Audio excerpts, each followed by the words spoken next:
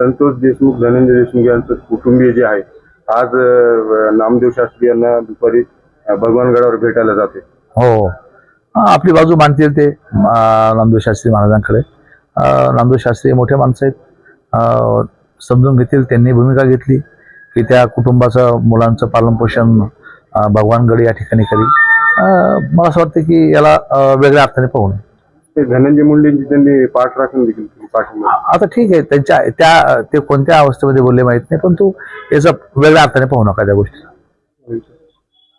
राज्यामध्ये जे आहे आणखी अजूनही जे मुंबई असो किंवा नाशिक असो पालकमंत्री पदाचा तिढा अजूनही सुटलेला नाही.